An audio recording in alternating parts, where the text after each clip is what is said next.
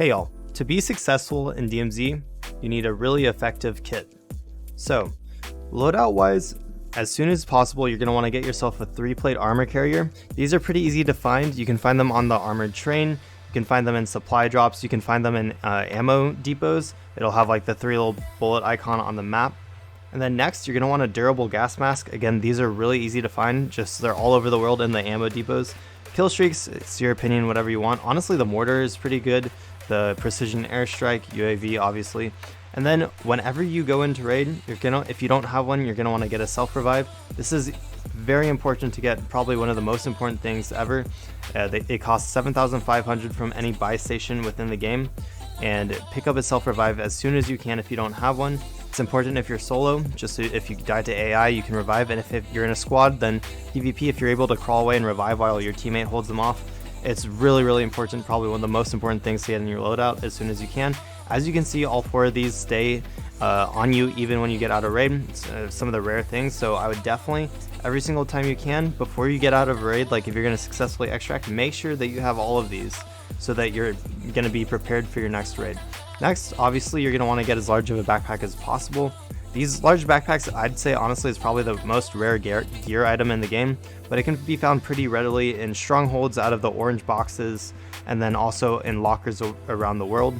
But definitely looking like lockers, like also the airport terminal is a great place to find them. The airport terminal has absolutely insane loot, so many orange boxes. So I definitely look around for large backpacks there. Now going to the actual loadout part. So starting off, I would definitely have a gun. It doesn't really matter what gun, there's a lot of viable ones. Right now I've been using the caution tape and thoroughly enjoying it, but like it definitely needs, you need a big magazine. Just based on how tanky things are in DMZ, sometimes you'll be fighting like 5 AI at the same time, so I would highly suggest having an extended magazine. Makes a huge difference.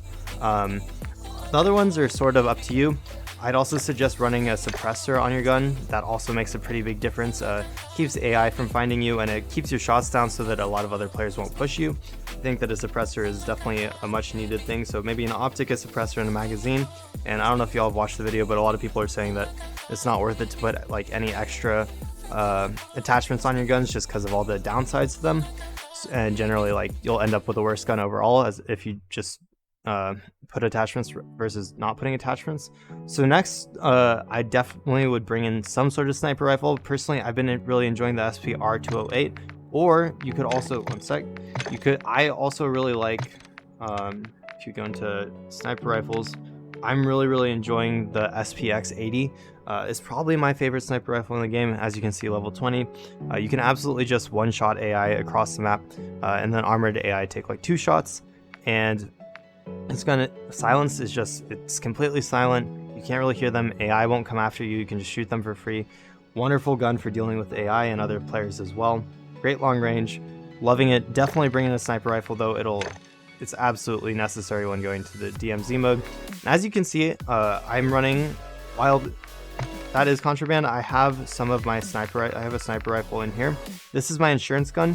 If you drop your insurance gun to one of your squad mates and then they pick it up and bring it out of raid, then it'll turn into contraband.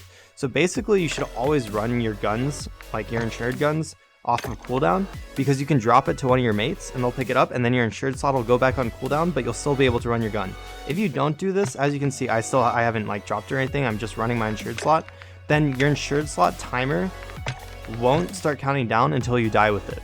But if you do drop it to one of your mates and they pick it up, then the insured slot timer will count down as soon as you get out of the raid. So highly suggest dropping your gun to someone else, as that'll cause the timer to go on and it'll turn the gun into a contraband weapon instead of insurance, and it basically starts printing out guns a lot faster. As you can see, I have a couple of caution tapes in my inventory from doing that right there. I don't really know if that's going to get changed in the future, if they want that on purpose. I'm assuming they probably don't want that to happen, but I don't know how they'll fix that either. So right now, if you can, I would highly suggest just running your insured slot off a cooldown and dropping it to one of your friends. Very important. So next, getting into the tactical, lethal, and field upgrade. For tactical, I think flash grenades are really good. Stun grenades are also really good. It sort of depends. I usually use stun grenades just because it slows their movement, which I think is very helpful. Stims are great for healing, but honestly, I usually either equip the flash grenades or stun grenades. Also, something to note, there's a quest that will require you to extract with 9 stims. if you equip this stim and bring it into raid and then don't use it in extract, that'll count towards your quest. So if you're stuck on that quest, can't find stims, I mean, they're not hard to find. They're in gas stations everywhere, in the bathrooms.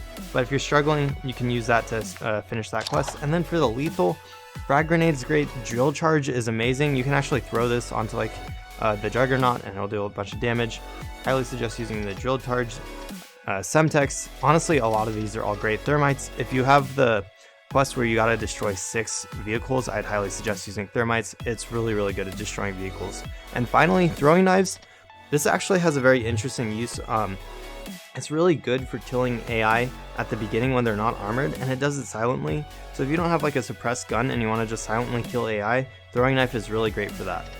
Okay, going to next. So for field upgrade, honestly, most of these I found are pretty useless in this. I honestly just always bring in the munitions box because you're going to find yourself running out of ammo all the time. The only reason you wouldn't do this is you can actually just buy the munitions box from any of the buy stations. It's only 1,000, so it's really, really cheap. So if there's one of these that you want to specifically use instead of that, then like you could use this, that's decent. But honestly, I just always use the munitions box just because it's so helpful, and you're going to find yourself running out of ammunition all the time due to how many AI there are. So I would highly suggest running a munitions box, a sniper with a silencer and a decently long range scope, maybe an extended mag as well. And then definitely your main will be an extended mag with a suppressor and a scope. Again, I'm not going into specifics, that's more up to you. It doesn't really matter. A lot of the guns are viable in this game. Personally, I'm liking the RPK a lot. But any like rifle or SMG that has an extended mag and a suppressor should do you just fine in this mode. And I'm sure, you know, it's about the same. What other guns are good in the main game will be good in this game. A lot of your fights will be long range, but a lot of your fights will also be short range. So it just sort of depends on your playstyle and stuff like that. Honestly, you get the caution tape from taking out the weapons case. I've been loving it for PvP and PvE. I'm sure it's not like the best gun in the game or not, but I'm liking it. So, I mean, we can go into like my actual, like the sniper rifle that I specifically use for this mode. We go to, oops, sorry, my bad boys. We go to change and we go to sniper rifles and we go to here and we equip that. And then I usually just use the Talo 16. Oh my goodness, my bad boys. Okay, that, and then you know, like the 8-round magazine. And then honestly, actually the optic on it is just fine. You can add some other stuff, but that's usually just how I run the gun. It doesn't take much modding at all, honestly. So that's what I would run. And yeah, so I hope this helped you out a little bit. Honestly, it's really not that hard to figure it out. It's just a few attachments on your guns, and then make sure you always get that armored plate carrier is one of the most important things in the game, to have all 3. And yeah, if you found this helpful, please consider liking the video. And if you want more content like this in the future, please consider subscribing. I really appreciate all the support I've had recently. Almost at 500 subscribers, really excited for that. And yeah, thanks for watching, y'all. Hope you found this helpful and have a great day.